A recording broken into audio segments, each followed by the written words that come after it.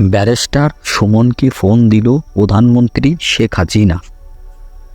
দ্বাদশ জাতীয় সংসদ নির্বাচনে হবিগঞ্জ ৪ আসনে স্বতন্ত্র প্রার্থী হিসাবে নির্বাচন করার ঘোষণা দিয়েছে হাইকোর্টের আইনজীবী ব্যারিস্টার সৈয়দ ছায়েদুল হক সুমন। নিজেই তার একটা প্রচারণা শুরু করে দিয়েছে ইতিমধ্যেই, এবং হবিগঞ্জ ৪ আসনে সে তার যে একটা জনসমর্থন বা ভোটার সমর্থন সেটার জানান দিতে শুরু করে দিয়েছে। প্রধানমন্ত্রী শেখ হাসিনা বলেছেন, বিনা প্রতিদ্বন্দ্বিতায় কেউ পাস করে আসতে পারবেন না।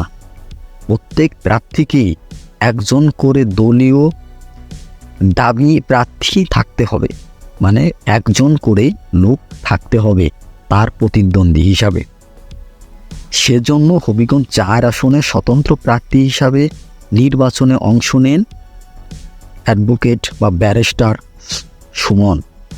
সুমনের এমন ঘোষণার পর যেন হবিগঞ্জ ৪ আসনের সকল ভোটাররা উল্লাসে মেতে পড়ে, এবং উল্লাসে মেতে পড়ারই কারণ হচ্ছে হবিগঞ্জ ৪ আসনের নৌকা প্রতীক যে পেয়েছে হাবিবুল আলী বা মাহবুবুল আলী, তিনি বর্তমানে বাংলাদেশের একজন বেসামরিক বিমান প্রতিরক্ষা মন্ত্রী। তার বিপরীতেই লড়বে ব্যারিস্টার সুমন। এমনটাই সকলের চাওয়া যে লড়াই করে জয়ী হয়ে আসুক যে কোনো একজন।